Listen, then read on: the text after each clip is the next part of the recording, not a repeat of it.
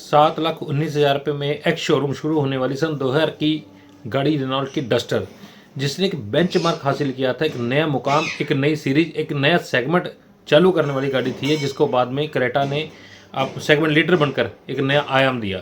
तो दोस्तों मैं आज बात करने वाला हूँ डस्टर जो दोबारा से वापस आ रही है, उसके बारे में क्या क्या चीज़ें नई आई हैं हमारे सामने, क्या चीज़ें उसके बारे में कयास लगाए जा रहे थे और क्या सटीक जानकारी हमारे पास अब तक पहुँची है, उसके बारे में बात करते हैं दोस्तों।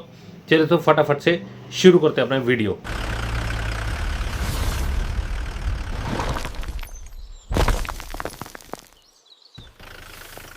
जो दोस्तों जैसे कि ये पहले गाड़ी आई थी, एक इंजन था पेट्रोल का, दो थे डीजल के इंजन।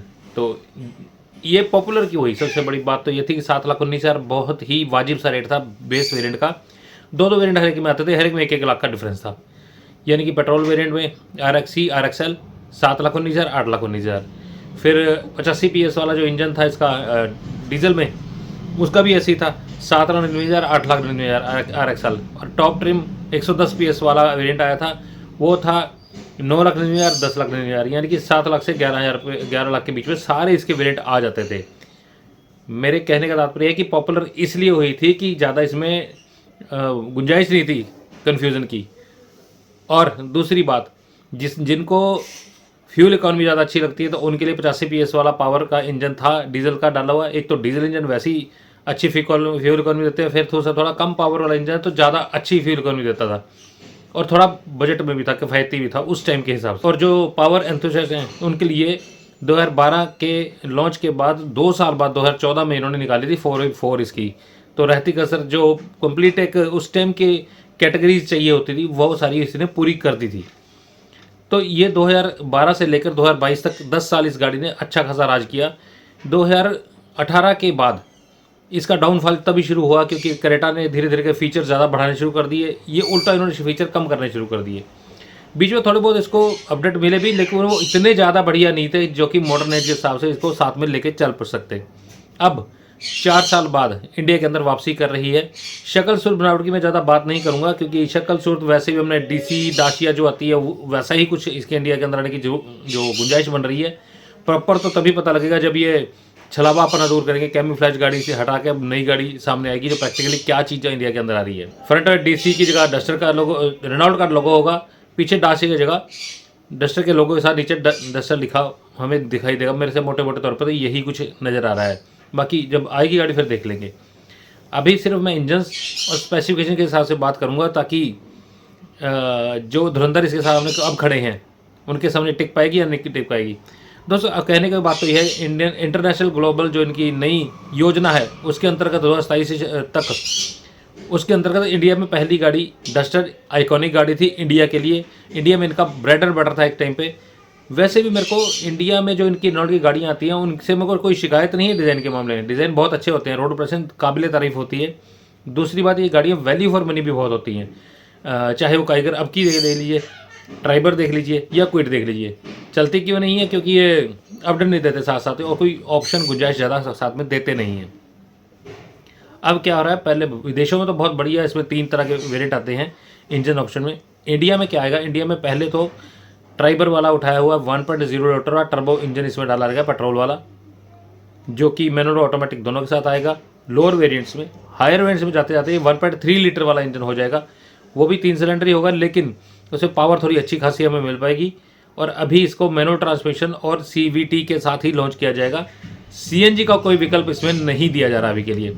और कहा जा रहा है कि आगे जाके, जैसे हमने पहले 4x4 लॉन्च किया था, अब फ्यूल इकॉनमी ज़्यादा बढ़िया करने के लिए, माइलेज अच्छी देने के लिए ये लोकली हाइब्रिड कोई नया इंजन इसके अंदर ईजाद करेंगे जो कि हमें बड़ी गाड़ी के साथ साथ हमें इसके अंदर फ्यूल इकॉनमी अच्छी दे सके।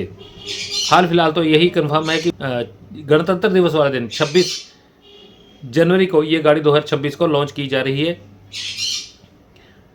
ठीक तरह के सटीक इसके कोई टीज़र अभी तक कोई नहीं आया हमारे सामने। ये सिर्फ वही दाशिया कोई उठा के दिखाया जा रहा है जैसे कि ये गाड़ी इंडिया के अंदर आने की संभावनाएं जताई जा रही हैं।